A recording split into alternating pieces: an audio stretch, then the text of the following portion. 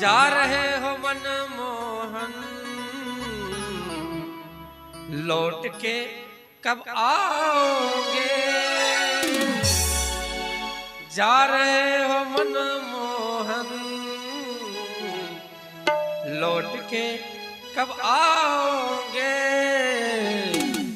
होते सुबह होते सुबह होते सुबह गोकुल से मथुरा चले जाओगे। होते सुबह गोकुल से मथुरा चले जाओगे। जा रहे हो मनमोहन, लौट के कब आओगे? रहे हो मनमोहन, लौट के कब आओगे?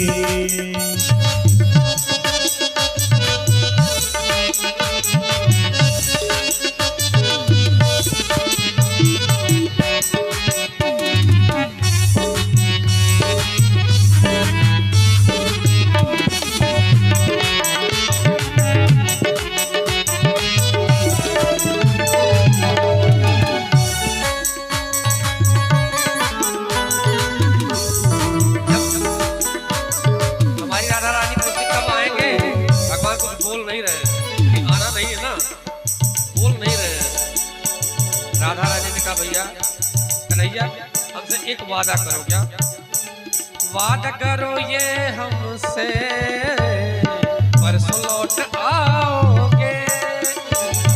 वादा करो ये हमसे परसों लौट आओगे। ए वादा करो ये हमसे परसों लौट आओगे? वादा करो ये हमसे लौट आओगे। वादा करो ये हमसे परसों लौट आओगे।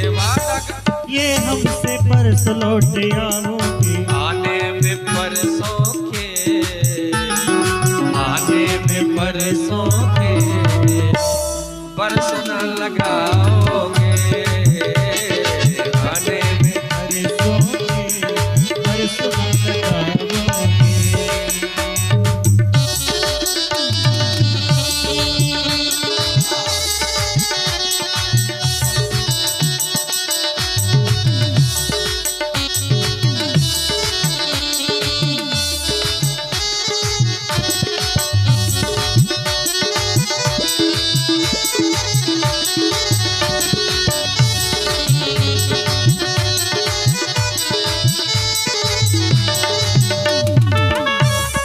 राधा रानी कहती है कल आपने कहा ना कल जाएंगे, आज जा रहे हैं, कल मेला देंगे, परसों लौट आएंगे।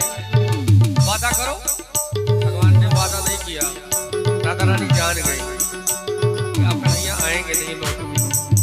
प्रभु एक निवेदन है, उसको तो मान लीजिए, हमें पता आप आएंगे नहीं। एक निवेदन है क्या?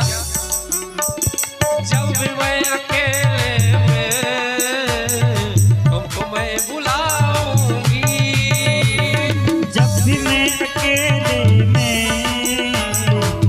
तुम्हें बुलाऊंगी। जब भी मैं अकेले में तुमको मैं बुलाऊंगी, जब भी मैं अकेले में तुम्हें बुलाऊंगी। तब तक तुम आने में, तब तक तुम आने में देर न लगाओगे। आने में देर न लगाओगे। जा रहे हो मनमोहन, लौट के कब आओगे?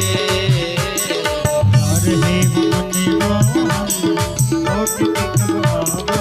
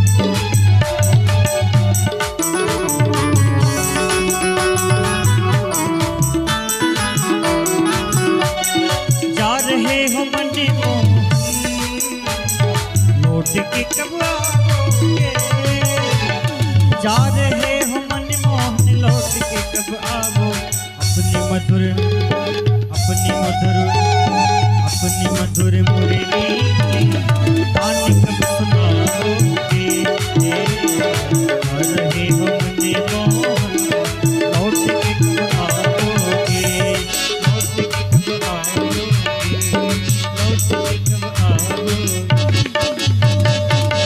बोले श्याम सुंदर भगवान की जय। गोपियां बहुत कुछ कहती हैं, लेकिन हमारे श्याम सुंदर जवाब नहीं देते। कहते हैं हम आ जाएंगे, आप चिंता मत करिए महाराज।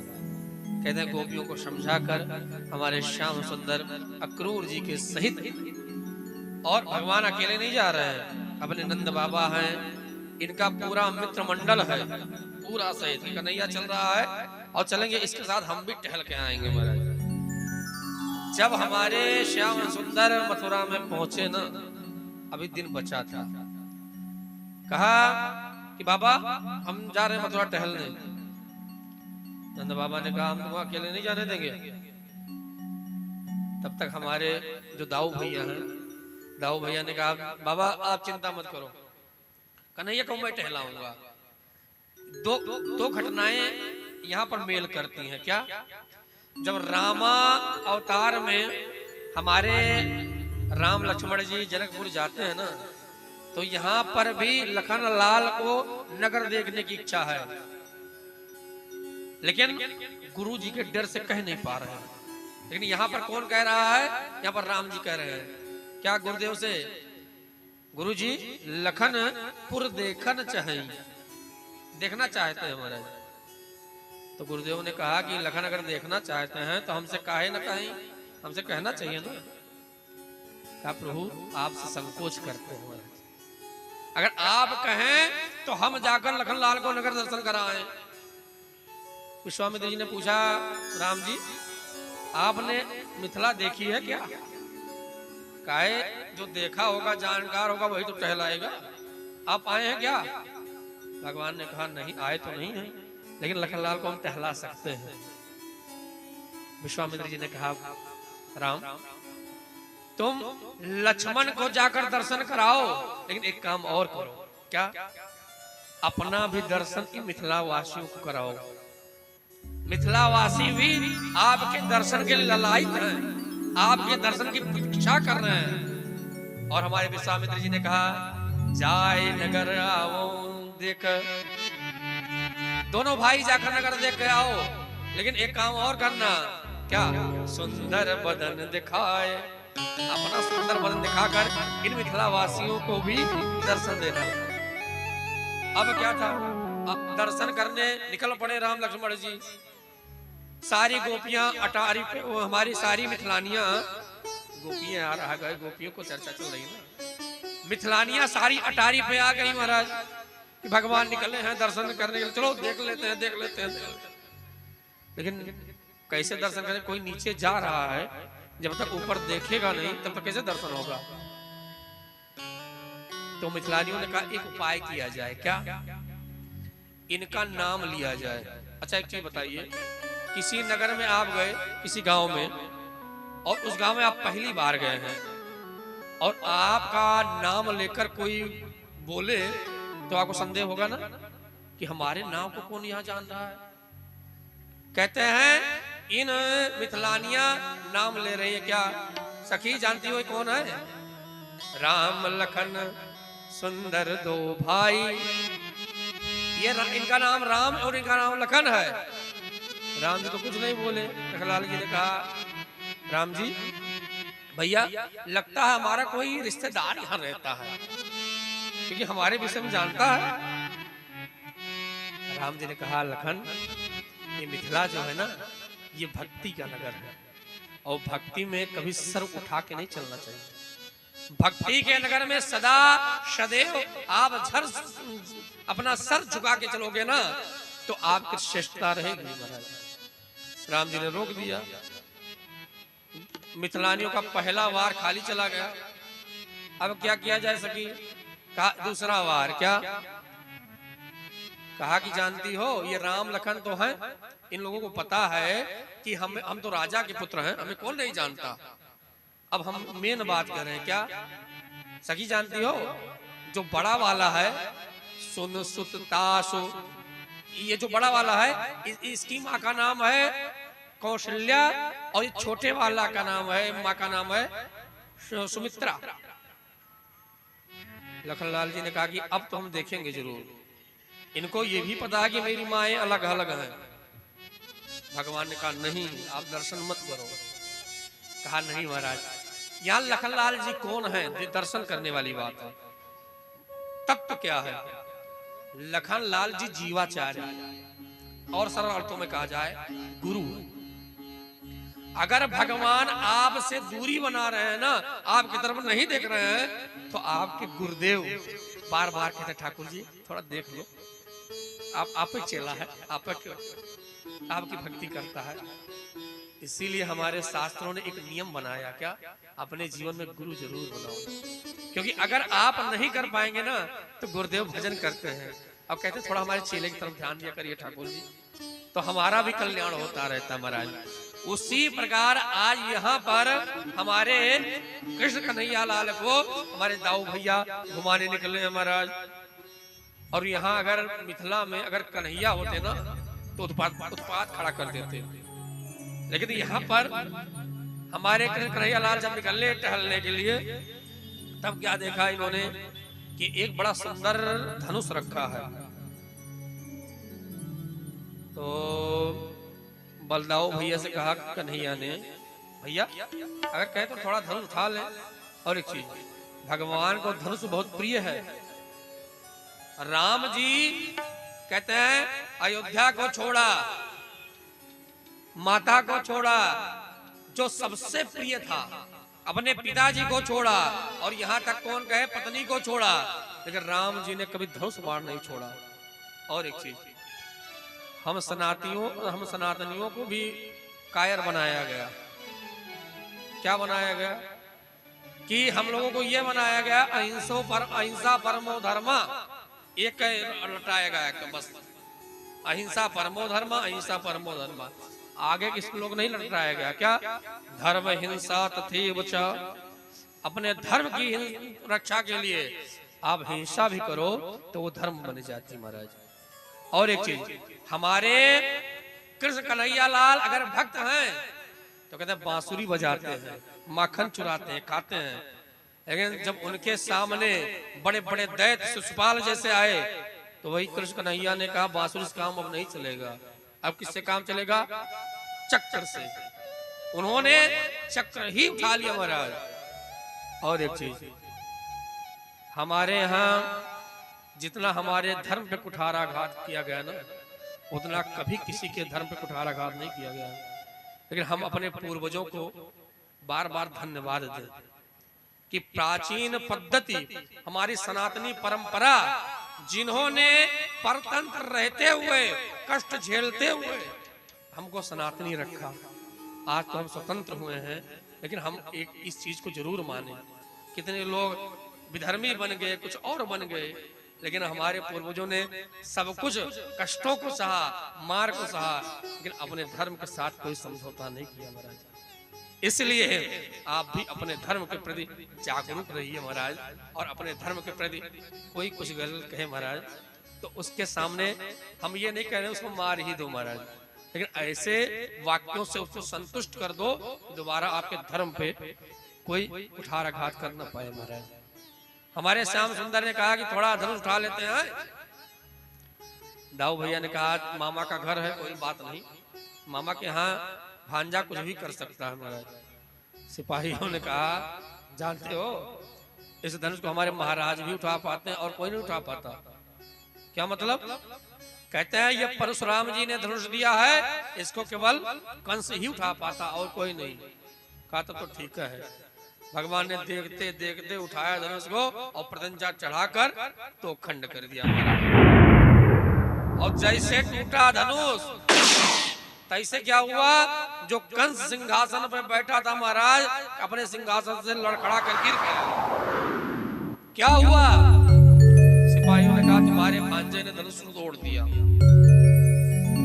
अब क्या था, जब ये कहा भांजे ने धनुष तोड़ दिया तो इसकी रही कहीं कसर खत्म हो गई कि हो ना हो यही हमको मारेगा महाराज। अब क्या था, इसकी क्या स्थिति हो गई महाराज। कहते हैं अब रात्रि में जब सोने जाता है नींद नहीं आ रही महाराज, और स्वप्न क्या देखता है, स्वप्न देखता है कि पूरा शरीर नंगा करके गधे पे बैठकर दक्षिण दिशा में जा रहा महाराज। ये सब सपना अगर देखने लगे, आपके शरीर में तेल लग रहा हो, गधे पे सवार होकर दक्षिण दिशा में जा रहे हो, तो ये सब मृत्यु के सूचक। और ये सब चीज आप सुंदरकांड में भी पढ़ेंगे महाराज। क्या कह रहे हैं कि ना, यही दिश जो दक्षिण दिश जाई, लंका मनो विभीषण पाई, खर आरूढ़ नगन सीसा, मुंडित सिर खंडित भुजबीसा। ये सब मृत्यु के सूचक है महाराज। कहते हैं कंस की ये स्थिति हो गई महाराज। लेकिन जब प्रातः काल हुआ तो हमारे श्याम सुंदर जी निकल पड़े। जब निकले ना तो रास्ते में सबसे पहले एक धोबी मिला। हम एक बात बार बार कहते हैं, क्या भगवान ने जो रामावतार पे नहीं कर पाए ना, वो सारी लीला को यहाँ पर किया है। सबको दंडित किया, ब्रह्मा को भी दंडित किया, इंद्र को भी दंडित किया, और इस धोबिया को भी दंडित किया, क्योंकि इसने सीता जी के भी आरोप लगाया था। भगवान ने कहा इस समय तो हम मर्यादा पुरुषोत्तम में है ना, लेकिन हम होने तो हमें लीला पुरुषोत्तम। कहते हैं वही धोबी जब कहते कंस का वस्त्र लेकर जा रहा था, भगवान ने कहा मामा जी वस्त्र दे दो। कहा कौन हो? कहा हम आपके महाराज के भांजे हैं। तुम ही कृष्ण बलराम हो? हाँ, मुझे पता किस लिए बुलाए गए हो। कहा पता है तो थोड़ा वस्त्र दे दो। और जैसे वस्त्र को मांगा तैसे गाली देने लगा। तुम गंवार वाले हो, कभी वहां राजश्री वस्त्र देखे हो? राजश्री वस्त्र पहनने की बात करते हो? गंवार कहीं के ऐसा ऐसा जो बोलने लगा। भगवान ने अपना एक हाथ दिया और कहते हैं एक हाथ से ही उसका जो सर था कट के नीचे गिर गया। अन्य लोगों ने देखा भैया इसके हाथ में तलवार फिट है, इसने हाथ में ऐसा मारा कि गले कट के गिर गया। अब क्या था, जो व्यापारी थे उन्होंने क्या विचार किया कि हो ना हो यही आगे चलकर मथुरा का राजा बनेगा और इससे अपनी साठगांठ में उठा ले। देखो व्यापारियों को दूरदृष्टा होना चाहिए। दूरदृष्टा मतलब किसकी सरकार बन रही है। अगर बीजेपी की सरकार बन रही, बीजेपी की तरफ से पोस्टर लगा लो। अगर कांग्रेस सरकार बन रही है तो उसका पोस्टर लगा लो, कि लाभ लेना है ना। अब क्या था महाराज, व्यापारियों ने यही किया। जब देखा कि कन्हैया के एक हाथ से धोबी मर गया, अब क्या था, फूल नैवेद्य लेकर भगवान के सामने स्वागत कर रहे हैं महाराज। लेकिन एक चीज बताओ, 60 साल के पुरुष का लड़का वो कपड़ा कोई 6 साल का 7 साल का लड़का पहनेगा, कैसा लगेगा महाराज। पूरी रोड साफ होने लगी महाराज।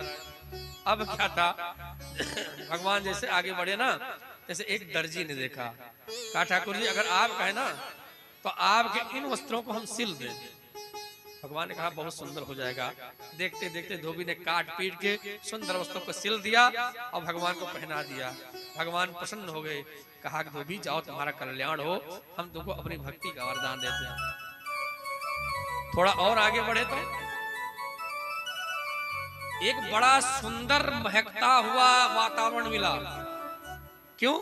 कहते हैं एक सैरेंद्री नाम की दासी थी, ये कंस के दरबार में बड़ा सुगंधित चंदन लेकर सेवा करती रही महाराज। जब सुगंध बाहर आई, भगवान ने कहा इतनी सुगंधित चंदन कहाँ जा रहा है महाराज। और उस कुब्जा को प्रथम बार किसी ने ऐसा संबोधन किया। भगवान ने कहा हे देवी, देवी जी थोड़ा हमें चंदन दे दोगी। एक चीज और है, संबोधन का बड़ा प्रभाव पड़ता है। संबोधन का, एक चौबे जी थे तो उनको कोई कहे चौबे जी तो चौबे जी कहे हाँ जी। अगर उनको कहे कोई चौबे तो कहे हाँ बे। कहने का तात्पर्य जैसा संबोधन करोगे वैसा मिलेगा। हमारे श्याम सुंदर जी ने कहा देवी जी, इसने प्रथम बार सुना था। लोग इसको कुब्जा ही कुब्जा टेढ़ी टेढ़ी कहते रहे। जब देखा तो कहा कि कौन है प्रभु आप? कहा मैं कृष्ण कन्हैया हूँ। ये जो तुम्हारा चंदन है ना, ये हमें बड़ा महक रहा है, अगर आप बुरा ना माने तो ये चंदन आज हमें दे दीजिए। उसने कहा प्रभु अगर आप बुरा ना माने तो चंद्रमा हम ही लगा दें। भगवान ने कहा ये तो और सुंदर है, लगा दो। कहते हैं देखते देखते जो सारा कटोरी में चंदन था सब भगवान ने पोत लिया, रहा सहा चंदन भगवान के मित्रों ने पोत लिया, सारी कटोरी खाली। श्री रामा ने कहा कन्हैया उस दर्जी ने तुम्हारा केवल वस्त्र सिल दिया, उसको अपनी भक्ति दे दिए, इसने तो आपको चंदन दे दिया प्रभु, इसको कुछ दिया नहीं। भगवान ने कहा इसको वो चीज हम देंगे ना कि इसने कभी कल्पना नहीं की होगी। एक चीज और है, हम अगर भगवान से कुछ मांगते हैं ना तो एक छोटी बात हो जाती है, लेकिन अगर हम भगवान से ये कहें कि प्रभु जो आपको उचित लगे वो दीजिए, तो भगवान अपने हिसाब से देते हैं। लेकिन जब हम मांगते हैं तो हम अपने हिसाब से मांगते हैं महाराज। भगवान ने कहा हम इसको ऐसी चीज देंगे ना जिसको ये कभी कल्पना नहीं की होगी। कहते हैं भगवान ने अपने दाहिने पैर को इसके दाहिने पैर के अंगूठे पे रखा और अपना हाथ लिया और जैसे इसके ठुड्डी में हाथ लगाया भगवान ने झटका मारा और कहते हैं इतनी सुंदर स्त्री बनकर खड़ी हो गई, जो 3 जगह कुब्जा था कुब्जा गायब हो गया और बड़ी सुंदर स्त्री बनकर प्रकट हो गई महाराज। भगवान के चरणों को पकड़ लिया, भगवान से कहने लगे ठाकुर जी ये जो 3 कुब्जे थे ये हमारे हृदय में हमारे दिल में दर्द था, इस दर्द को आज आपने निकाल दिया प्रभु और हमें इतना सुंदर बना दिया, इसके लिए आपको बार बार धन्यवाद, थैंक यू ठाकुर जी, आप अब हमारे घर चलिए।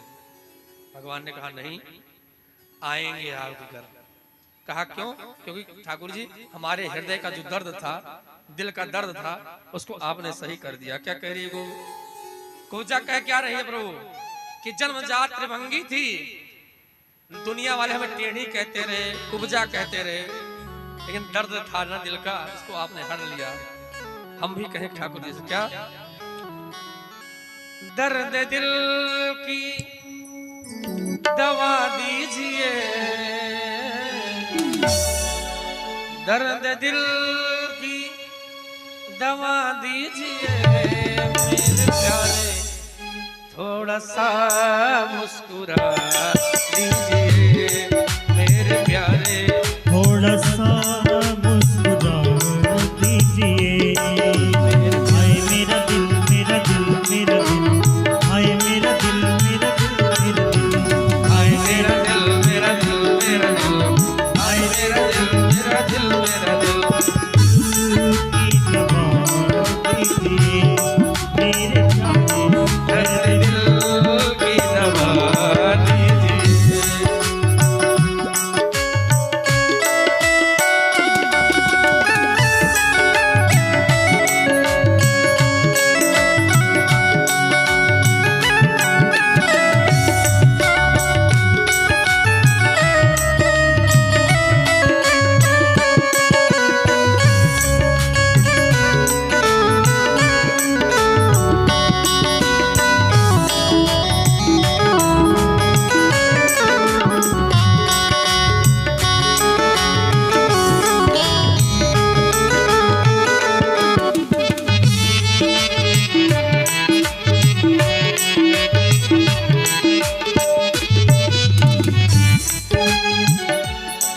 मेरा दिल आपका घर हुआ मेरे प्यारे, मेरा दिल आपका घर हुआ मेरे, मेरा दिल आपका घर हुआ मेरे प्यारे, मेरा दिल आपका घर हुआ मेरे प्यारे, इसमें आते रहा कीजिए मेरे प्यारे, इसमें आते रहा कीजिए।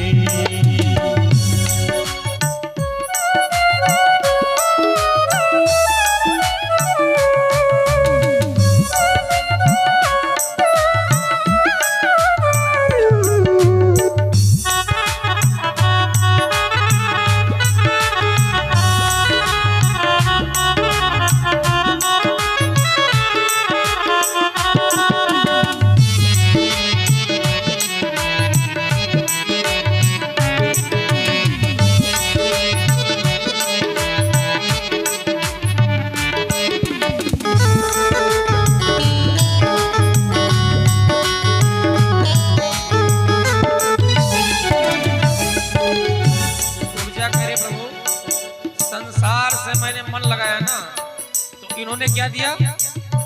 टेढ़ी कुब्जा। कि जब आपसे मैंने आपको दिया ना तो आपने कितना सुंदर हमें बना दिया। जो हमारे हृदय में जख्म था, जो दर्द था, उसको आपने हर लिया। क्या कह रही है?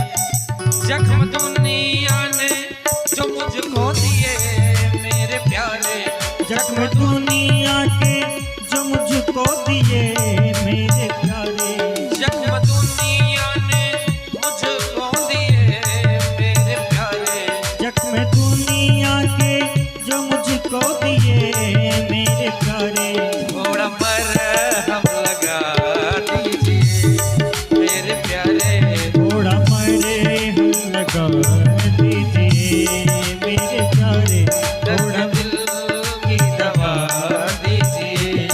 मेरे प्यारे दर्द दिल की दवा दीजिए।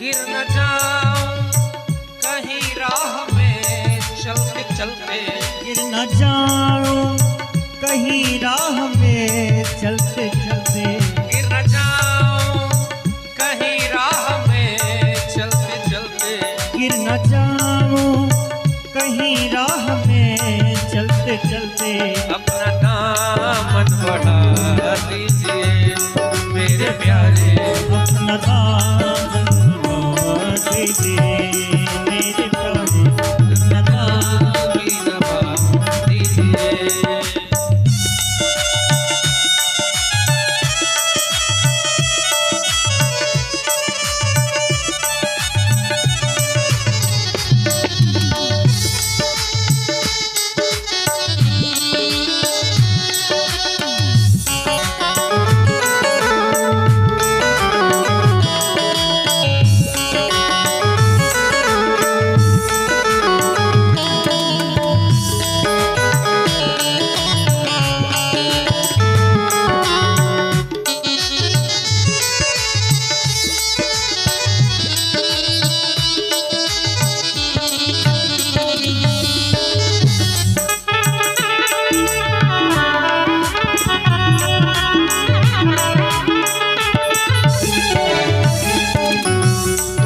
ये अंतिम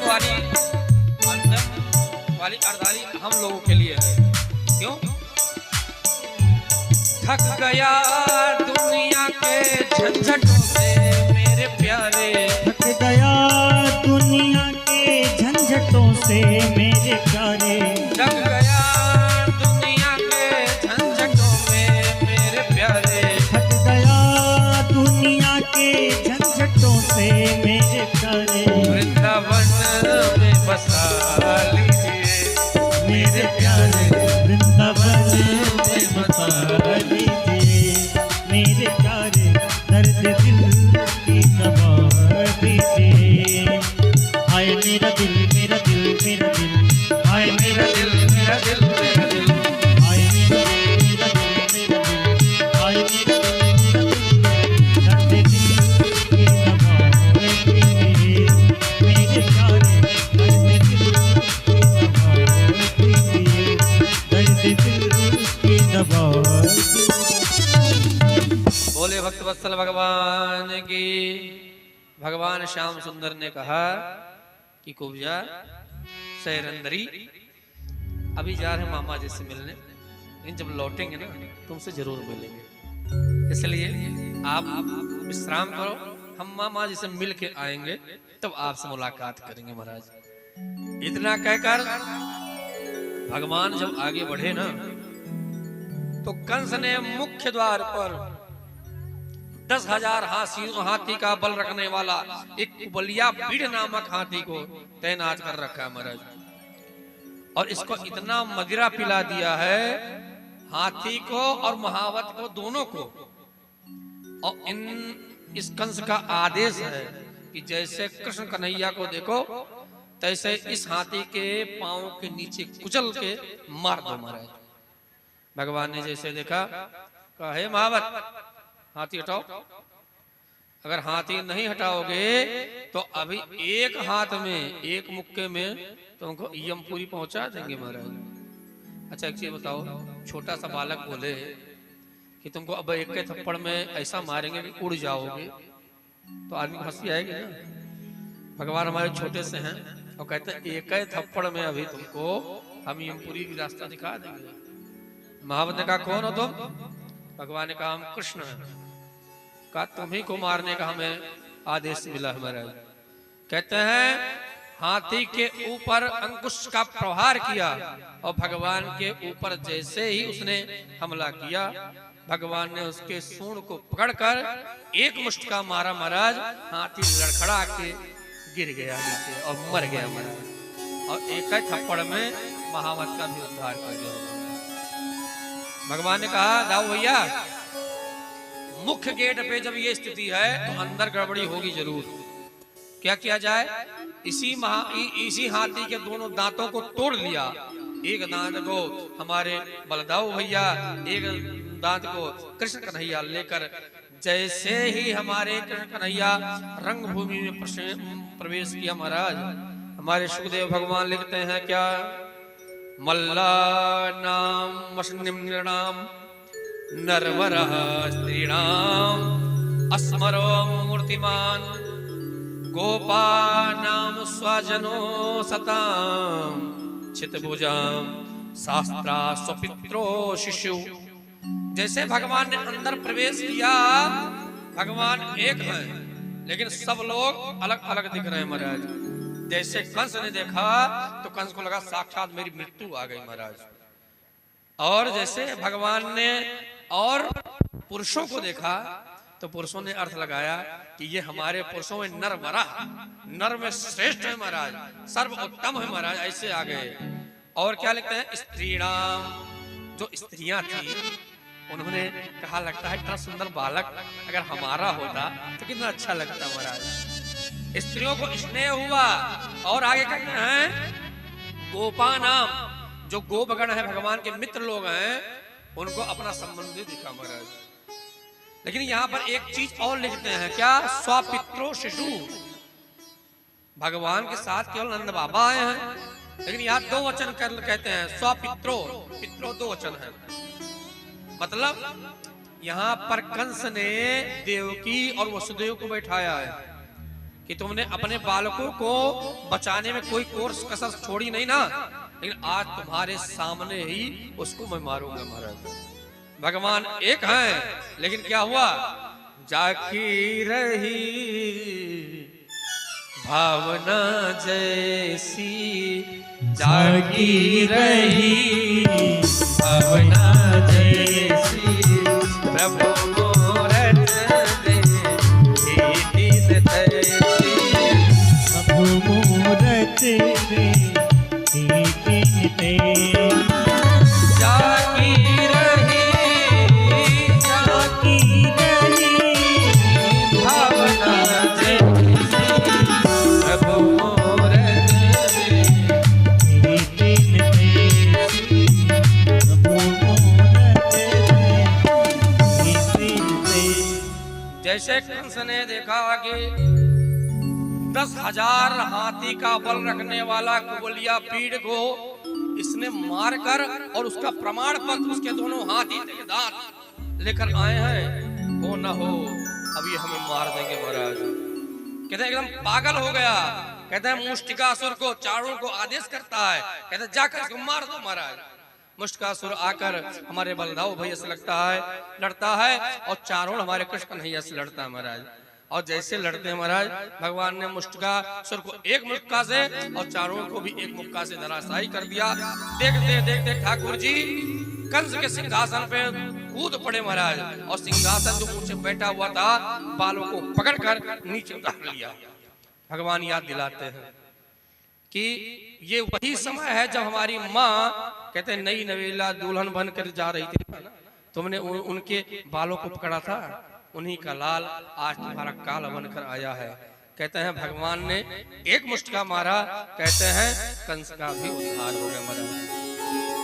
हमारे सुखदेव भगवान लिखते हैं वसुदेव सुतम देवम कंस चारूढ़ मर्दनम देवकी परमानंदम कृष्णम वंदे जगत गुरु। जब मुष्टिकासुर चारोड़ कंस का उद्धार कर दिया, देवकी अम्बा ने देखा क्या इतना छोटा सा था, हम छोड़ के आए थे, अब इतना बड़ा हो गया महाराज। कहते हैं देवकी अम्बा के स्तनों से दुग्ध धारा बहने लगी महाराज।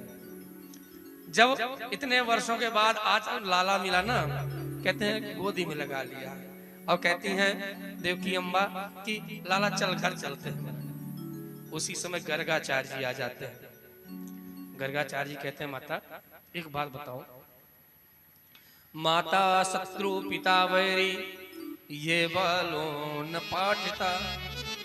शास्त्र क्या कहते हैं, यदि किसी का बालक पढ़ लिख नहीं पाया, विद्या दान नहीं कर पाया, तो उसमें सारा दोष माता पिता का होता है। वो अपने पुत्र के साथ शत्रुवत व्यवहार करती है महाराज। कैसे, ना सोबते सभा मध्य, जैसे कौओं के बीच में कोई हंस हो, ऐसी शोभा पाना चाहिए, अपने पुत्र को ऐसा बनाना चाहिए। अगर कोई नहीं बना पाता, उसमें सारा दोष माँ का होता है।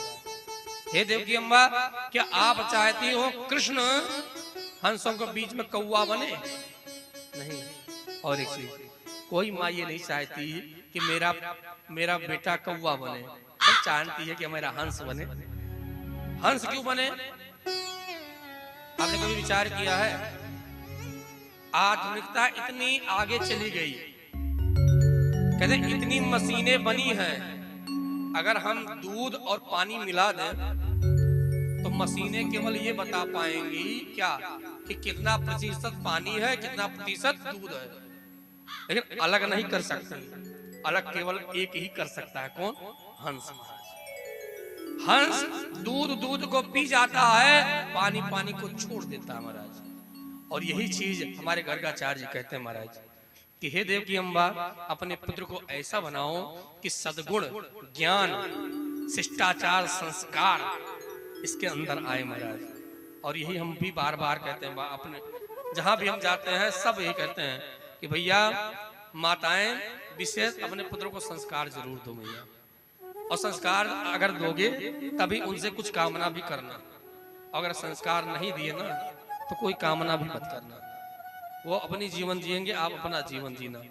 क्योंकि जब देना चाहिए, जब समझाना चाहिए तो आपने समझाया है ना। अब उनसे उम्मीद करते हैं कि वो हमारी सेवा करें।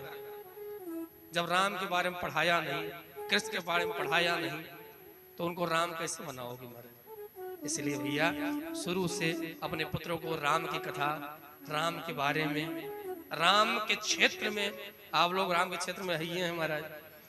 वशिष्ठ जैसे जनपद में है, बस्ती जनपद वशिष्ठ की भूमि है महाराज, ऐसे महर्षि की भूमि है।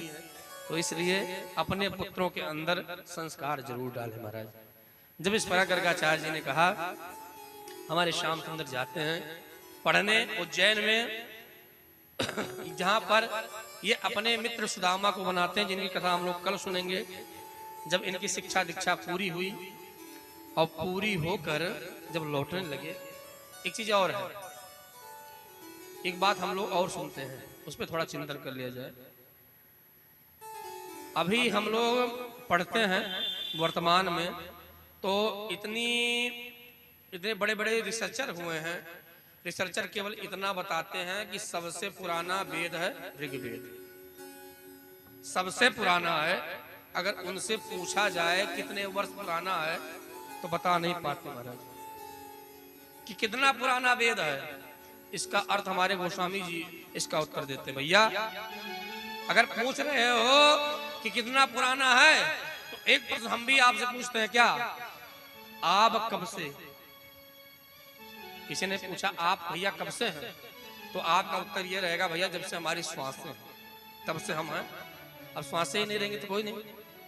तो भगवान कब से? जब से वेद है महाराज। वेद क्या है? अनादि है महाराज, इसलिए भगवान अभी अनादि है महाराज। और हमारे गोस्वामी जी लिखते हैं, जाकी सहज श्वास श्रुति चारी, जाकी सहज श्वास श्रुति चारी, तो हरि बढ़िया कौतुक भारी, तो हरि बढ़िया कौतुक भारी। जाकी सहज जाकी सहज श्वास श्रुति चारी, तो हरि बढ़िया कौतुक भारी। पूजा कौतुक भारी। बोले श्याम सुंदर भगवान की। जय। इसलिए भैया वेद अनादि हैं, उसी प्रकार हमारे भगवान भी अनादि हैं। सर्व समय सर्व काल सम रूप में हमारे भगवान रहते हैं। पढ़ के लौट के जब आए, आज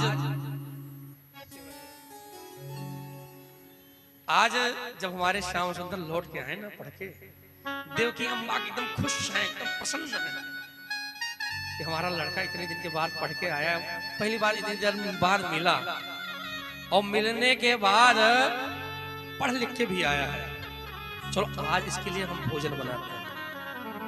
अब क्या था, सुबह से लेकर भिड़ गई, देवकी अम्बा स्वयं बना रही कि हमारा लल्ला आया है इतने दिन के बाद, चलो हम भोजन इसके लिए बनाते हैं। सुबह से लग गई, दोपहर हो गया। दोपहर होने के बाद कहते हैं शाम हो गई। भगवान कहते हैं मैया भोजन दो, भूख लगी है। देखिए अम्मा ने कहा लाल रुक जाओ, बस तैयार हो गया। तैयार जब पूरा भोजन तैयार होकर रखा सामने भगवान के, तब तक देवकी अम्मा को याद आई कि कन्हैया को माखन बहुत प्रिय। भक्ति हुई गई, कन्हैया अभी खाना मत, अभी शुरू मत करना। गई माखन मिश्री एक कटोरी में लेकर आई और उस व्यंजन के बीचों बीच में रख दिया महाराज। जो कन्हैया इतने भूखे थे ना, वो जैसे माखन को देखे ना, जैसे भोजन छोड़ कर उठ गए, भोजन नहीं किया। देखिए अम्मा ने पूछा कन्हैया अभी कह रहे थे भूख लगी है, अब क्या हुआ, भोजन क्यों नहीं कर रहे हो? कुछ नहीं बोले भगवान, कुछ बोले नहीं। जाकर अपने कमरे में भगवान उदास बैठे। उसी समय उद्धव जी महाराज आए। एक चीज हमारे सुखदेव भगवान ने पूरे भागवत में बहुत कम लोगों के लिए विशेषण लगाए हैं। कम मतलब महाराज, कम मतलब या भगवान श्याम सुंदर के लिए विशेषण लगाए हैं, या सुदामा जी के लिए विशेषण लगाए हैं, या उद्धव जी के लिए विशेषण लगाए हैं महाराज। जब उद्धव की बात आती है तो सुखदेव भगवान लिखते क्या है, वृष्णीणाम प्रवरो मंत्री उद्धवो बुद्धि सत्तमा। कहते हैं वृष्णि वंशियों में, यदुवंशियों में यदि कोई बहुत बड़ा ज्ञानी है, बहुत बड़ा पढ़ा लिखा है, अगर आज की भाषा में कहा जाए कई विषयों पर पीएचडी किया हो, ऐसे हमारे उद्धव जी महाराज महाराज। और एक चीज, हमारे भगवान ने 3 लोगों से हाथ मिलाया। हमारे यहाँ जो प्राचीन पद्धति है हाथ मिलाने का, हमारे यहाँ पद्धति है। आप कहेंगे महाराज कैसे? इसलिए हम लोग जब विवाह करते हैं ना, विवाह जब कन्यादान करते हैं तो हाथ को ही कन्या का वर के हाथ में देते हैं महाराज। क्यों? उस पे हमारा इतना विश्वास रहता है उस वर पे कि अपनी कन्या को हम उसको दे रहे हैं महाराज। इसीलिए कहने का तात्पर्य है कि जिससे हम हाथ मिलाते हैं उस पे बहुत विश्वास करते हैं। आप इन अर्थों में मत लेना मित्रों से हाथ मिला लिए, ये नहीं, हम विशेष अर्थ कर रहे हैं महाराज कि हमारी जो प्राचीन पद्धति है, अगर हम प्राचीन की बात करें तो हम जिस पे ज्यादा विश्वास करते हैं उसी से हाथ मिलाते रहे महाराज।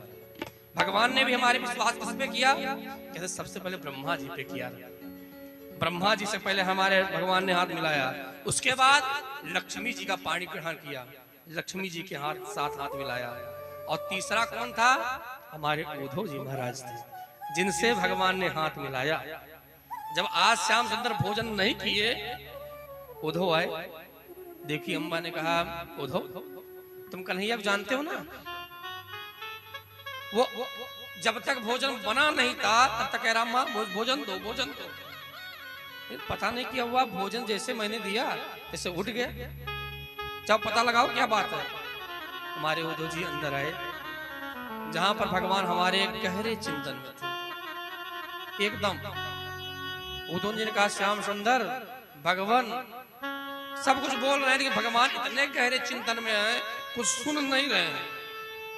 अंतगत्वा उद्धव जी महाराज आकर हाथ भगवान के ऊपर रखा। जैसे हाथ रखा, भगवान ने कहा, उद्धव तुम कब आए? आप लोग अभी ही आया हूं। मैया कह रही थी आपने भोजन नहीं किया, क्या बात है? कहा, उद्धव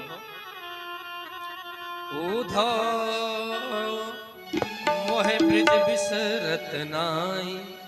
हे उद्धव, जब आज देवकी अम्मा ने भोजन जब बनाया ना, तो उसमें माखन रख दिया, और जैसे माखन रखा ना, तैसे हमारी यशोदा अम्मा की याद आ गई कि हमारे लिए उन्होंने क्या क्या नहीं किया। हे उद्धव है क्या है प्रभु? ये यथा माम प्रपद्यन्ते दास तथैव पजाम्यम। हे उद्धव, जो मेरे लिए रोता है ना, उसके लिए मैं भी रोता हूँ। हे उद्धव, आज माखन जब हमने देखा तो यशोदा मैया की याद आ गई, और उन ब्रिज गोपियों की याद आ गई, उन गोप गणों की याद आ गई, जिनको हमने कहा था कि आज जा रहे हैं, कल मेला देखेंगे और परसों लौट आएंगे। हे उद्धव, परसों कौन कहे, बरसों बीत गए लेकिन ना मेरी कोई खबर ना कुछ। हे उद्धव, वो हमारे लिए रो रहे हैं। जाओ उद्धव, उनको समझाओ, तुम जैसा ज्ञानी कोई नहीं है।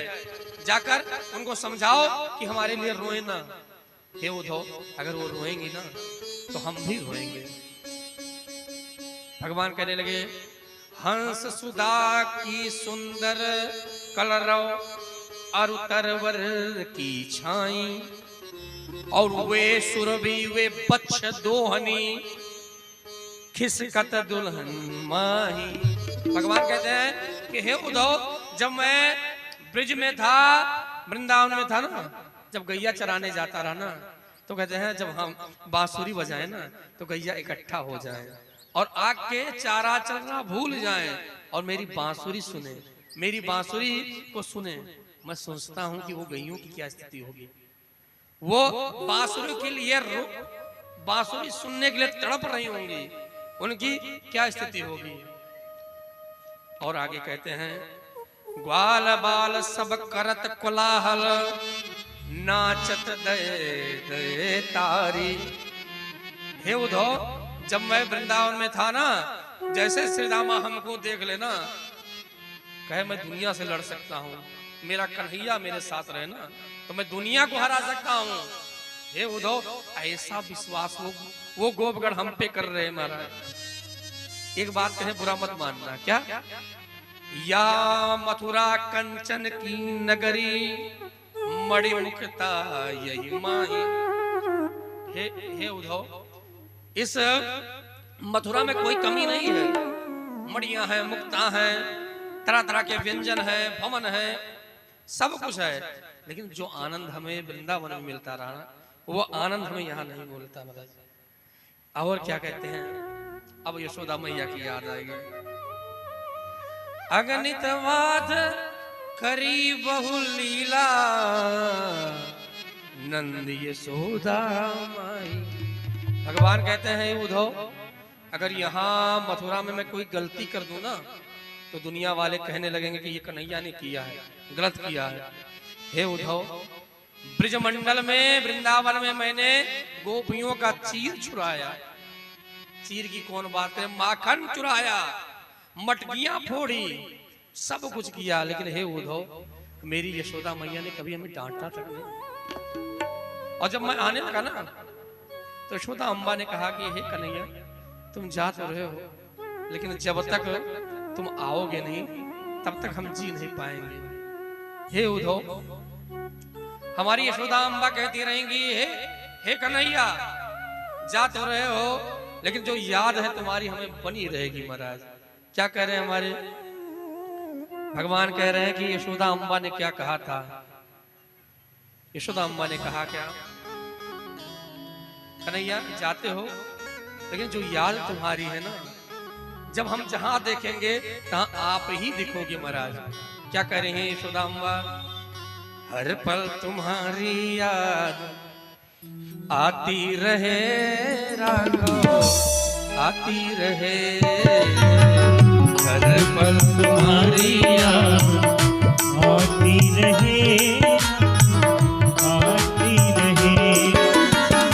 हर पल तुम्हारी याद आती रहे राघव, आती रहे। हर पल तुम्हारी आती रहे, आती रहे। तेरी छवि मन को, तेरी छवि मन को लुभाती रहे। हर पल तुम्हारी याद आती रहे राघव, आती रहे।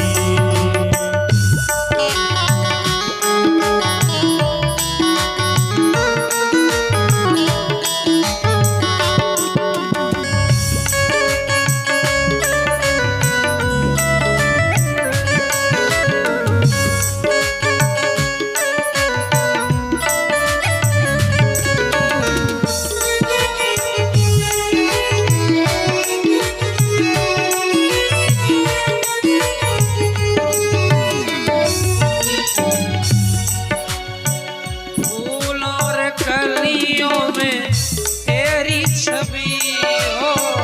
फूल और कलियों में तेरी छवि हो।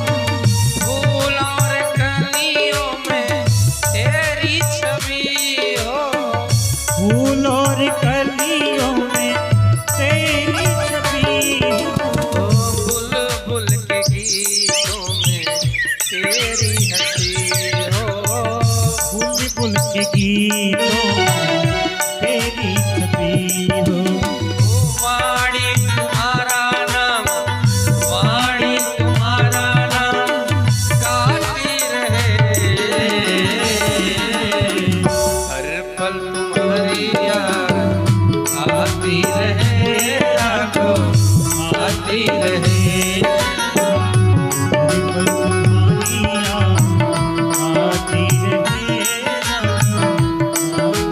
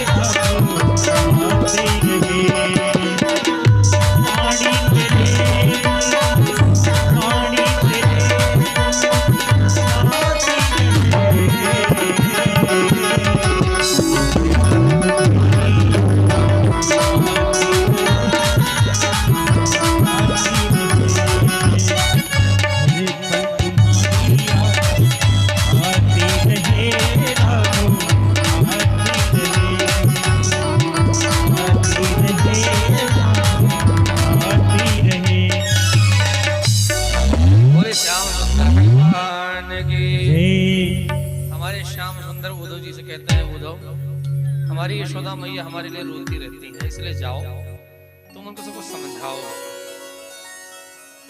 उद्धव जी चल तो पड़े, लेकिन जैसे चले तैसे भगवान ने बुलाया, इधर आओ। आए, अपना जो मोर मुकुट था उतार के उद्धव जी को दिया, और जो अपना पीतांबर था उसको भी दिया। भगवान जब ये देने लगे, उद्धव ने कहा ये क्या मतलब है? भगवान ने कहा उद्धव, यदि उन गोपियों को, उन ब्रजांगनाओं को पता चला कि तुम श्याम सुंदर के नहीं हो ना, तो तुमसे बात करने की कोई कहे, कौन कहे, तुम्हारे तरफ वो देखेंगी तक नहीं। इसलिए मैंने ये दिया, और जाओ उनको समझाना कि हमारे लिए रोए ना। अब क्या तुम्हारा? उद्धव जी महाराज चल तो पड़े, लेकिन विचार कर रहे हैं कि मेरा जैसा ज्ञानी और उन गंवार गोपियों को जो एक भी दिन विद्यालय नहीं गई हैं, एक अक्षर पढ़ी लिखी नहीं है, जब हम बड़े बड़े वेद मंत्रों की व्याख्या करूंगा तो वो गंवार गोपियां समझेंगी क्या? और एक चीज, उद्धव जी महाराज हमारे यहाँ नहीं पढ़े हैं। अगर आज की भाषा में कहा जाए ना, तो आज के समय में जो बच्चे फॉरेन जाते हैं, विदेश पढ़ने जाते हैं, उस समय में भी उद्धव जी विदेश गए थे। कहां? कहे साक्षात बृहस्पति शिष्यो। कहते हैं पृथ्वी पर किसी के अंदर ऐसी योग्यता नहीं थी कि उद्धव जी को पढ़ा दे। कहते ये गए कहां? कहते स्वर्ग में देवताओं के जो गुरु हैं, बृहस्पति से इन्हें शिक्षा लेकर आए। अब जब इन्होंने कहा, भगवान ने हमें कहा है, हम जा तो रहे हैं समझाने, लेकिन जब हम उन बड़े बड़े वेद मंत्रों की, श्लोकों की जब हम व्याख्या करेंगे, अन्वय करेंगे, समास बताएंगे, तो वो समझेंगे क्या? ये सबसे बड़ी विडंबना है। समझाएंगे कैसे? यही सोचते सोचते उद्धव जी महाराज पहुंच गए। जैसे वृंदावन में पहुंचे, एक चौराहे में पहुंचे, कुछ गोपगण बैठे हुए थे। गोपगणों से उद्धव जी ने कहा, भैया हमें नंद भवन जाना है। कहा चले जाओ, ऐसे ये नंद भवन ही ये रास्ता जो है ये नंद भवन ही जाता है महाराज। जब उस रास्ते को देखा हमारे उद्धव जी ने ना, तो देखा कि वो रास्ता भीगा है। उद्धव जी ने कहा, मथुरा से वृंदावन ज्यादा दूर नहीं है, और अभी मैं आया हूं, कहीं बारिश हुई नहीं है, तो ये रास्ता भीगा क्यों रहता है? भीगा क्यों है? गोपगणों ने कहा, उद्धव तुम इसी रास्ते से जाना, और मन में ऐसा सोचना, क्योंकि ये बारिश का जल नहीं है। जब से श्याम सुंदर गए हैं, हमारी यशोदा अम्मा ने इतना रोया है कि अखियां बहत पनारे उस श्याम सुंदर की याद में हमारी यशोदा मैया दिन रात रोती रहती है कि अब आएगा, अब आएगा। उद्धव, ये वर्षा का जल नहीं है, ये यशोदा मैया की आंखों में ऐसी वर्षा हो रही है उस श्याम सुंदर के लिए कि वो उनको देखना चाहती हैं। उद्धव जाओ इस रास्ते से। उद्धव जो ज्ञानी थे, देखो ज्ञान की सार्थकता तब है कब? जब ज्ञानी के हृदय में प्रेम हो। क्यों महाराज? अगर ज्ञानी ज्यादा ज्ञानी हो जाएगा ना, तो अहंकारी हो जाता है, और जब अहंकारी हो जाएगा तो उसके ज्ञान का लाभ कोई ले नहीं सकता। अगर सरल रहेगा, प्रेमी रहेगा, तो दो चार अक्षर कोई पढ़ भी लेगा उससे कि भैया हमें भी पढ़ा दो। जो ज्ञानी उद्धव जी हैं, जब इस स्थिति को देखा कि यशोदा जी इतना प्रेम करती हैं, ज्ञानी के जो ज्ञान के ऊंचे शिखर पे बैठे थे उद्धव जी, एक स्टेप नीचे उतरे कि ऐसा प्रेम वृंदावन का। जैसे अंदर गए, उसी रास्ते से गेट खटखटाया। हमारी यशोदा अम्मा भक्ति भक्ति हुई आई, भैया भैया भैया गेट मत खटकाओ। उद्धव जी ने कहा क्यों? कहा अभी कन्हैया सोया है। उद्धव जी को आश्चर्य हो गया कि उसी कन्हैया का मैं संदेशा लेकर आया हूं। इनके यहाँ कौन कन्हैया सो रहे हैं? तब तक हमारे नंद बाबा आ गए। नंद बाबा जब आए, उद्धव तुम कैसे आए, कब आए? उद्धव जी ने कहा अभी आए हैं। और मथुरा में सब ठीक है? वसुदेव ठीक है, देवकी ठीक है, महाराज उग्रसेन ठीक है? उद्धव जी ने कहा अपने पुत्र के बारे में नहीं पूछोगे? जैसे पुत्र की बात आई, नंद बाबा का कंठ अवरुद्ध हो गया। कहा उद्धव उसके बारे में क्या पूछूं? उसको हमने दिया क्या? हमारे यहाँ रहा, न पढ़ा पाया न लिखा पाया, गौवा ही चरवाया उससे, और क्या किया? थोड़ी शरारत किया तो यशोदा ने एक दिन बांध दिया उसको। हम लोगों ने किया क्या उसके साथ? अब तो ठीक है, वो वहां गया, पढ़ गया, लिख गया। उद्धव कभी कभी हमें याद करता है, अगर याद करता है तो बताओ।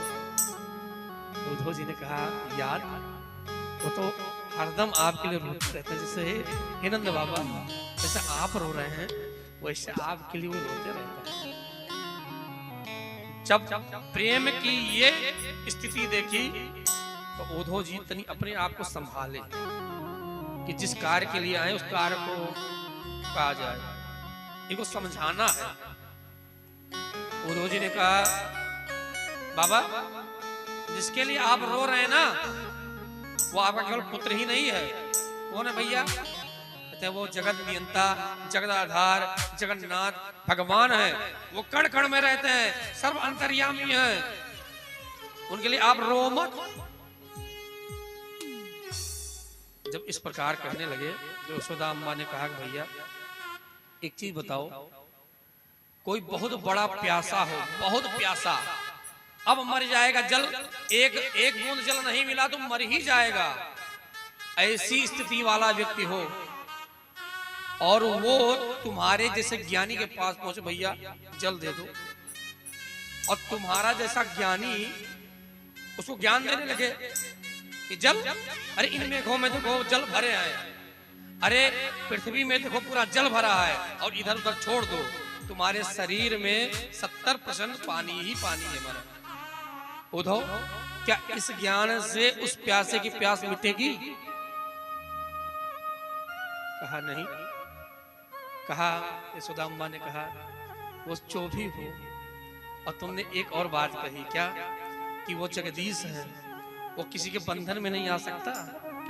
उद्धव, एक माँ का पागल बेटा कहीं चला जाए, उस माँ से पूछो उसके दिल पर क्या बीतती है। हमारा तो कन्हैया से सलाह लग गया है। हे उद्धव, तो हमें ज्ञान मत दो, अगर देना है तो उस कन्हैया का हमें दर्शन करा दो, ज्ञान हमें नहीं चाहिए।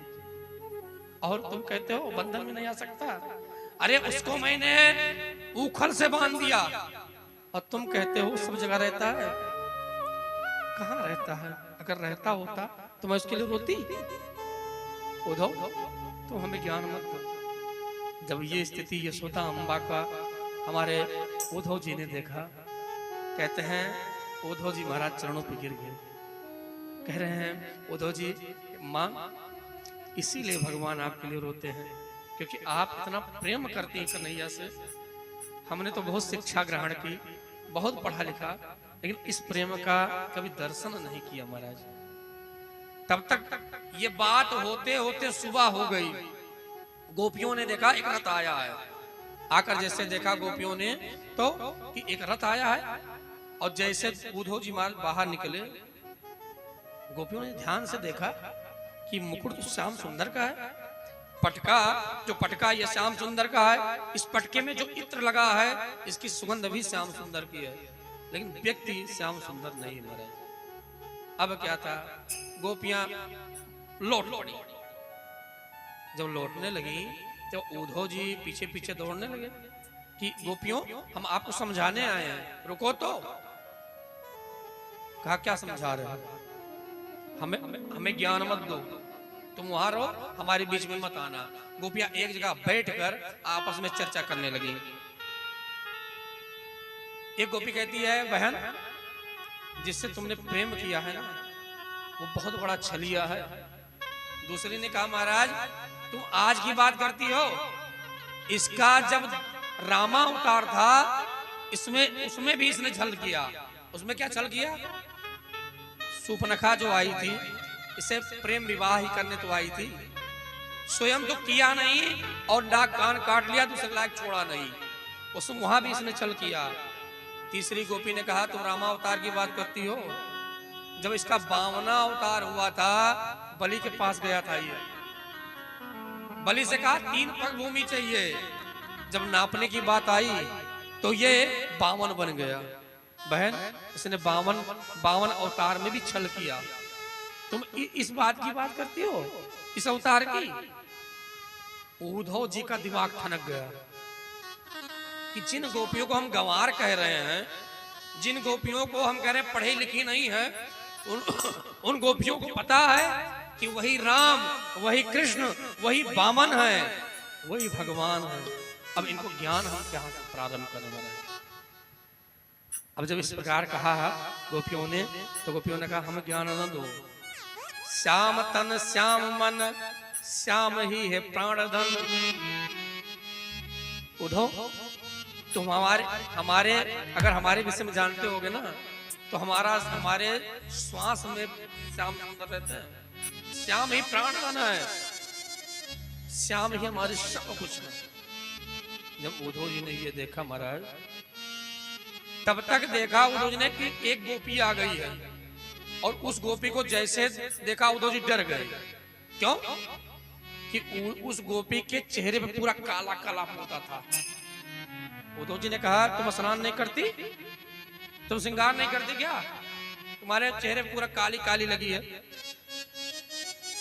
गोपी कहती है उद्धव श्रृंगार में रोज स्नान करती हूँ, श्रृंगार भी करती हूँ, लेकिन निस दिन बरसत नैन हमारे, निस दिन बरसत नैन हमारे, निस दिन बरसत नैन हमारे, निस दिन बरसत नैन हमारे, निस दिन बरसत नैन हमारे, निस दिन बरसत नैन हमारे, दिन बरसत नैन हमारे, निस दिन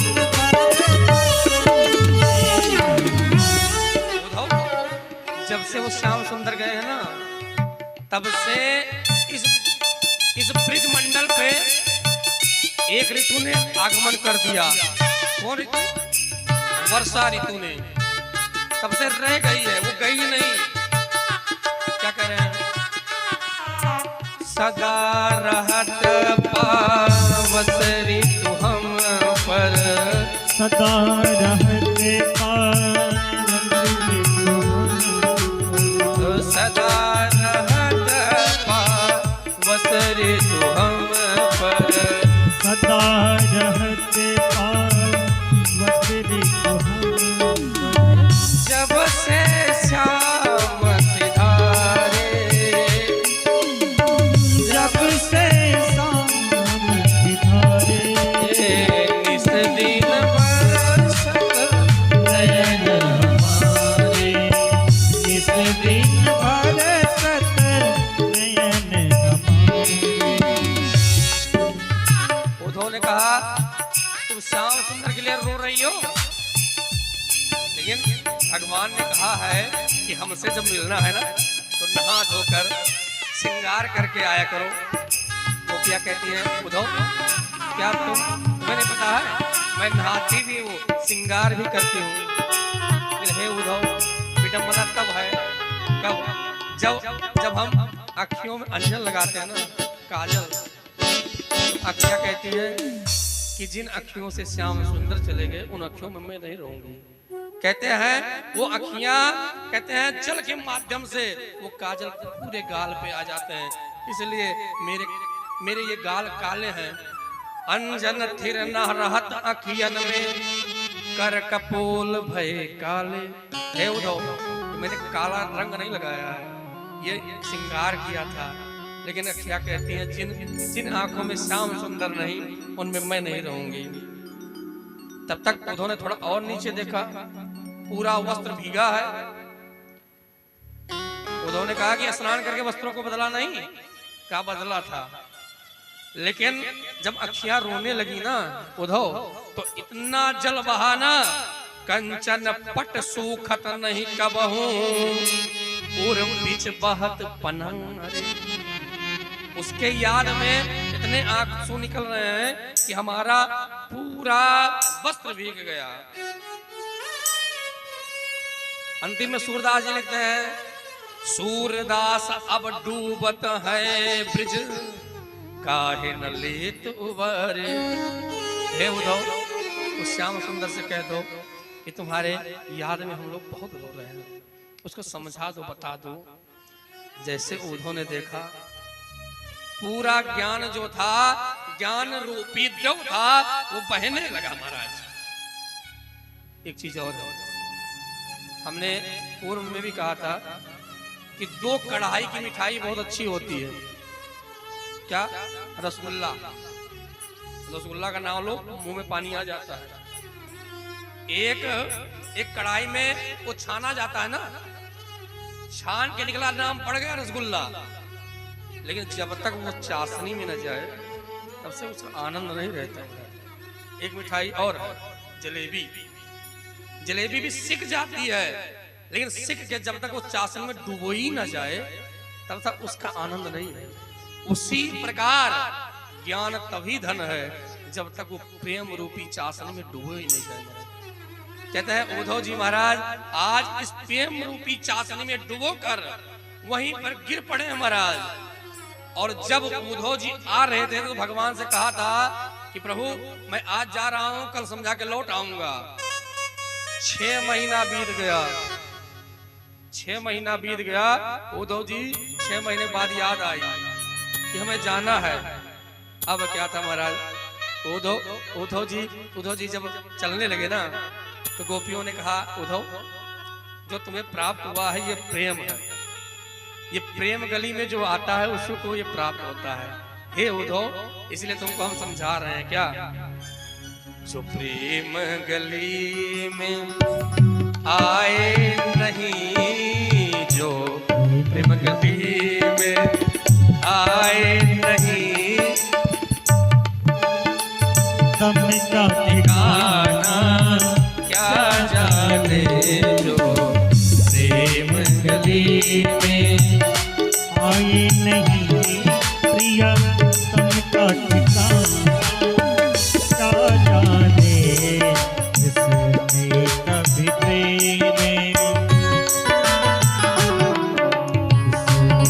कभी प्रेम किया ही नहीं, कभी प्रेम किया ही नहीं, वो प्रेम निभाना क्या जाने,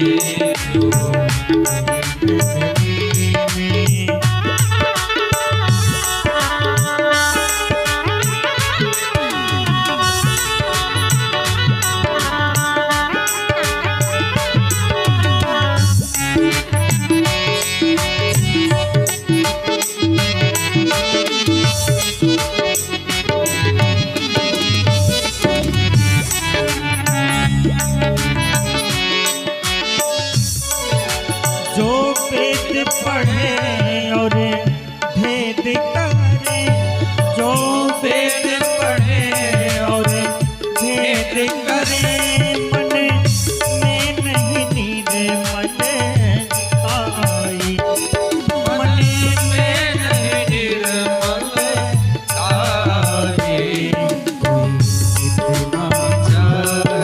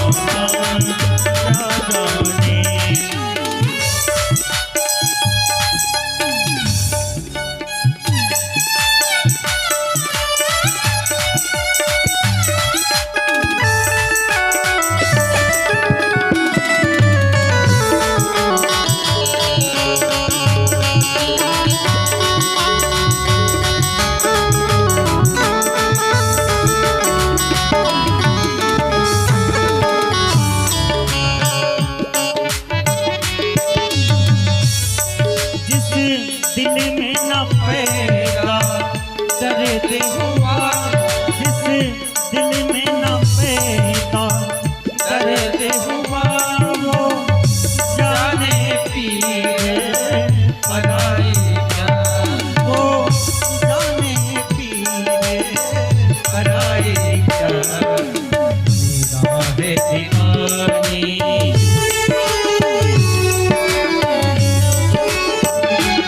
मेरा है दीवानी दीवानी मोहन की, राह दीवानी मोहन की, संसार दीवाना राजा के।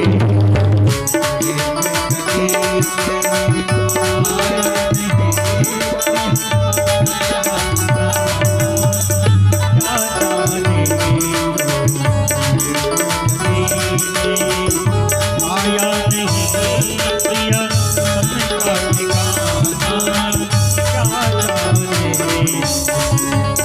कभी प्रेम किया ही नहीं जिसे, कभी प्रेम किया ही नहीं वो प्रेम दिखाना, क्या जाने आया नहीं प्रिया सबका ठिकाना।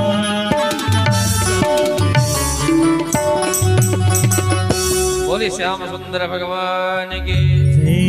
इस प्रकार हमारे श्याम सुंदर जो ज्ञानाभिमानी उद्धव हैं, इनको प्रेमा अभिमानी बनाते हैं, प्रेम का रस उत्पादन कराते हैं महाराज। आइए चलते हैं भगवान के विवाह में महाराज। एक राजा है भीष्मक, इनकी एक कन्या है, उसका नाम है रुक्मणी। 4 भाई हैं, लेकिन जो बड़ा भाई है रुक्मण, ये राजनीति लाभ लेने के लिए अपनी कन्या का विवाह, अपनी बहन का विवाह कहते हैं चेदी नरेश शिशुपाल के साथ करना चाहता रहा। बात है भीष्मक जी ने कहा कि देखो बिटिया जवान हो गई है और इसके लिए एक सुंदर वर होना चाहिए, और हमारे मन में है कि कृष्ण इसमें बहुत अच्छे हैं और उन्हीं साथ विवाह कराया जाए। रुक्मण ने सुना जैसे बोलने लगा, पिताजी आप बुढ़ा गए हो, आपका दिमाग काम नहीं करता, आप अच्छे बुरे की आपको पहचान नहीं है। क्या मतलब? कहता मेरी बहन उस भगोड़े के साथ विवाह होगा जो जगह जगह पे चोरी करके खाता रहा, उसके साथ मेरी बहन का विवाह नहीं हो सकता। क्या मतलब?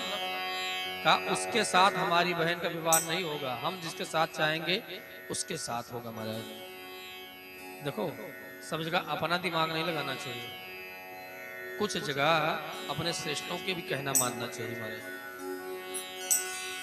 एक सुंदर दृष्टांत आता है, एक लड़का था, वो एक लड़की से प्रेम करता रहा, तो उसने कहा लड़की के पिता से कि हम आपकी कन्या से विवाह करना चाहते हैं। कहा अब पिता कैसे मना करे, कुछ नियम लगाया जाए जिससे ये पालन न कर पाए और हमारी कन्या से विवाह न कर पाए। इस पिता ने कहा कि विवाह तो कर देंगे, लेकिन जब बारात हमारे घर में आएगी तो उस बारात में कोई बुढ़ा ना हो, बूढ़े लोग कोई ना हो। लड़के ने कहा कौन जरूरत है बुढ़े के आने की, हम लोग जवान लोग आएंगे, बुढ़े कौन जरूरत है ब्याह शादी में आने की, इसलिए कोई बुढ़ा शादी में नहीं जाएगा महाराज। लेकिन उस लड़के का जो नाना था उसने कहा ना ना हम तो जाएंगे। जब बहुत जिद कर दिया तो कहा गया कि भैया एक बक्से में नाना जी को बंद किया जाए, अगर वहां किसी को पता चल गया तो शादी रुक जाएगी। अब नाना जी बक्से में बंद हुए, बारात पहुंची, कन्या का जो पिता था उसने अपने गुप्तचरों को भेजा कि जाकर पता करो कि इसमें कोई बुढ़ा तो नहीं आया है। आया गुप्तचर, पूरा ढूंढा उड़ा, बुढ़ा कोई नहीं।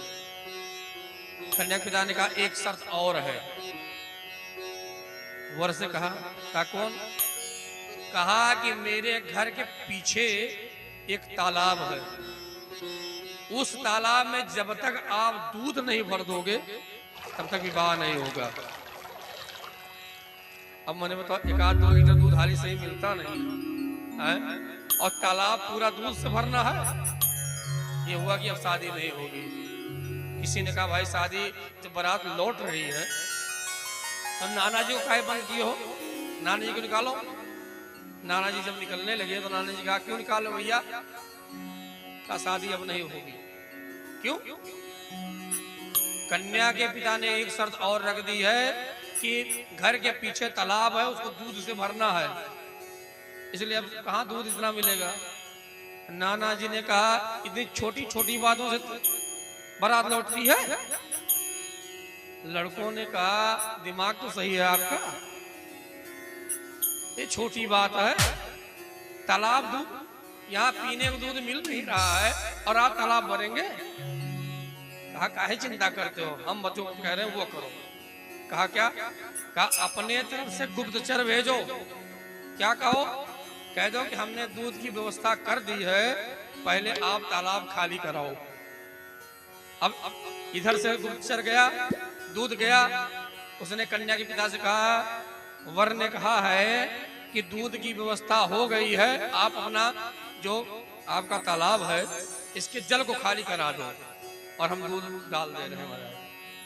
कन्या के पिता ने कहा हो ना हो कहीं बुढ़ा आया जरूर है इसमें, ये जवान का दिमाग नहीं है, ये किसी बुढ़े का काम है, इसलिए पता लगाओ। नाना जी पकड़े गए महाराज। तो फिर पिता ने विवाह कर दिया। कहने का तात्पर्य सीधा सा ये है कि हम लोग जो हैं, हम लोगों को इतनी सोचने की क्षमता नहीं होती, लेकिन जो श्रेष्ठ जो बड़े होते हैं, बुजुर्ग होते हैं, इनके जीवन का अनुभव होता है।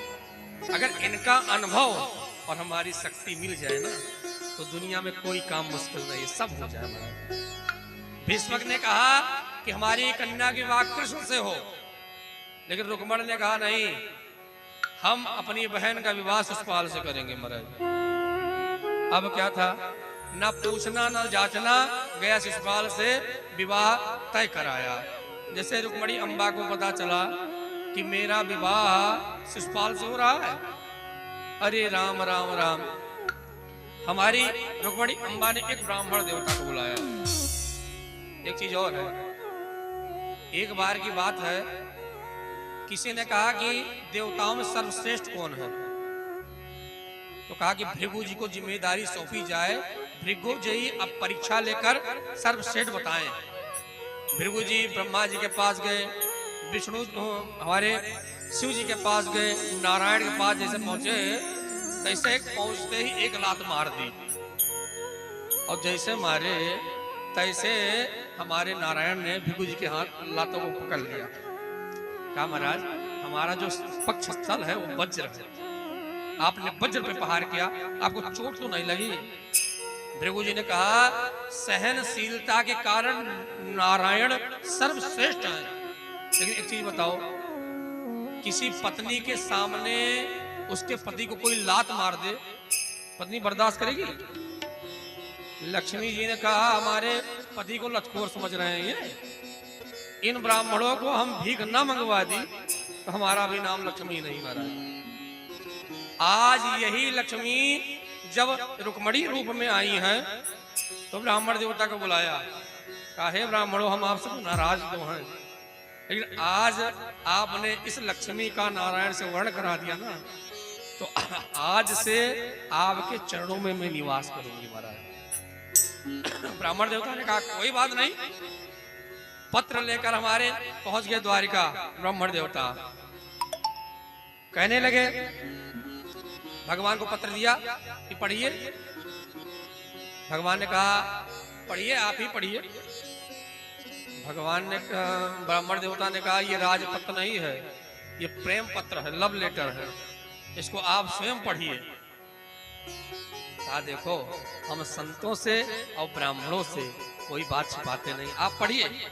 उसमें हमारी रुक्मणी अम्बा लिख देंगे हे प्रभु हम आपको आपकी कथा को सुनकर हृदय में आपको अपना मान लिए। हे ठाकुर जी यदि आप नहीं आए ना तो मैं मरना स्वीकार करूंगी, लेकिन शिशुपाल की मैं कभी अर्धांगिनी नहीं बनूंगी। हे प्रभु आप आकर हमें एक दिन पूर्व वह कन्या गौरी पूजन करने जाती, वहां पर आइएगा, हमें वहां हरण करके ले जाइएगा महाराज। इतना जैसे सुनना था, भगवान तैयार होकर रथ पे आरूढ़ हुए, ब्राह्मण देवता के सहित कुंडलपुर को निकल पड़े महाराज। और जैसे आए, ब्राह्मण देवता से कहा जाओ बता दो रुक्मणी से हम आ गए हैं महाराज। ब्राह्मण देवता जाकर रुक्मणी अम्बा से बताते हैं कि हम उन्हीं को लेकर आए हैं। और जैसे रुक्मणी ने सुना कि श्याम सुंदर को लेकर आए भगवान को, कहते रुक्मणी अम्बा हमारी ब्राह्मण देवता के चरणों पे गिर गई, कहे हे ब्राह्मण देवता, आज से मेरा जो निवास होगा ब्राह्मणों के चरणों में होगा महाराज। अब क्या था, दूसरे दिन जब बारात आई, कन्या पूजन करने के लिए निकली रुक्मणी अम्बा, और जब पूजन करने गई, गौरी अम्बा का पूजन किया महाराज। एक चीज और है, देखिए आप लोग समझदार हैं, पढ़े लिखे हैं, लेकिन एक बात हमें कहना हम आवश्यक समझते हैं। देखिए लड़कों के अंदर चाहे जो गुण देखिए, चाहे सरकारी नौकरी देखिए, चाहे पैसा देखिए, रुपया देखिए, लेकिन एक चीज और देखा करिए महाराज, जो हमारी गौरी अम्बा रुक्मणी अम्बा से बता रही हैं कि वो वर होना कैसा चाहिए। कहते करुणा निधान सुजानशील स्नेह जानत रावरो। भैया रुपया पैसा जो देखना देखो, लेकिन ये भी देखा करो क्या, करुणा निधान, वो करुणावान हो। कल को आपकी बिटिया के द्वारा कोई गलती बन जाए तो लतियावे ना, मारे ना, इसलिए करुणा निधान, सुजान, पढ़ा लिखा हो, मूर्ख ना हो, सुजानशील, तुम्हारी कन्या के प्रेम को जानने वाला हो, शील स्नेह जानत रावरो।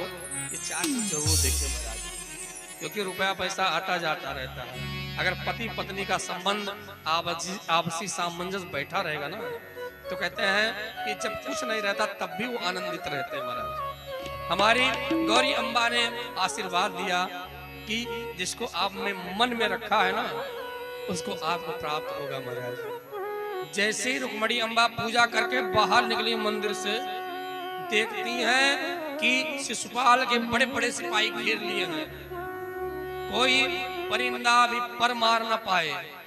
अब डर गई रुक्मणी अम्बा, हमने यहीं पर तो भगवान को बुलाया था और यहाँ पर सिपाही खड़े हैं। तब तक क्या देखा उन्होंने, क्या देखा, एक सुंदर रथ आया और उस रथ पे हमारे श्याम सुंदर मोर पंख धारण किए हुए हैं। और जैसे रुक्मणी अम्बा के हाथ को पकड़ा, जो सिपाही लोग थे जीवन में पहली बार ऐसी सुंदर स्त्री देखे थे, आपस में चर्चा करने लगे, अरे राम राम राम, इतनी सुंदर स्त्री हमने जीवन में नहीं देखी, और इस स्त्री के लिए यही दूल्हा अच्छा लगेगा महाराज। आपस में चर्चा कर रहे हैं, चर्चा कर ही रहे थे, तब तक हमारे श्याम सुंदर रुक्मणी अम्बा को बैठाए और 9-2-11 हो गए महाराज। तब तक तीसरी सिपाही ने कहा कि हम लोग किस लिए खड़े हैं, तो रुक्मणी अम्बा के साथ जो सखियां आई थी उन्होंने कहा भांग पी के आए हो क्या, जिनकी सुरक्षा में खड़े थे वो गई। अब क्या, भगते भगते भगते हुए सिपाही लोग आए और जरासंध से और शिशुपाल से कहा कि तुम्हारी जो देवी जी थी वो गई, जिसके साथ जाना था। अब शिशुपाल ने कहा अब हम मर जाएंगे। क्यों भैया, कहा मैं बारात लेकर आया हूं, अब कन्या नहीं रहेगी तो बेइज्जती नहीं होगी। जो बदतमीज होते हैं ऐसे समझाते हैं क्या।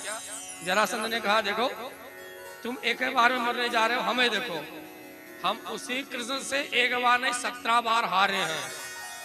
शिशुपाल ने जब सुना कि मैंने बताओ 17 बार हारने वाले सीना ठोक रहे हैं, हम तो एक बार हारे हैं, कोई बात नहीं। कहते हैं उसी डोली में बैठकर शिशुपाल चला गया और यहाँ पर द्वारिका में आकर हमारी वो रुक्मणी अम्बा कहती हैं कि हे सखियों, आकर मुझे श्याम सुंदर के नाम की मेहंदी लगा दो। इसलिए और कहते हैं द्वारिका में भीष्मक जी आते हैं और कन्यादान करते हैं महाराज। देखो इसीलिए हमारे यहाँ ब्रह्म विवाह श्रेष्ठ माना गया है। और एक चीज और शायद आपको पता है कि नहीं, अभी 3-4 दिन पहले हमारे देश की सुप्रीम कोर्ट ने भी कहा है कि हिंदू विवाह में जब तक रीति रिवाज रस्म नहीं निभाई जाएगी तब तक उस विवाह को मान्यता नहीं मिलेगी महाराज। सुप्रीम कोर्ट के 6-7 दिन पहले की ये वो है कोर्ट है महाराज। और हमारे भीष्मक जी द्वारिका में आकर कन्यादान करते हैं महाराज। और हमारी रुक्मणी अम्मा क्या कह रही हैं?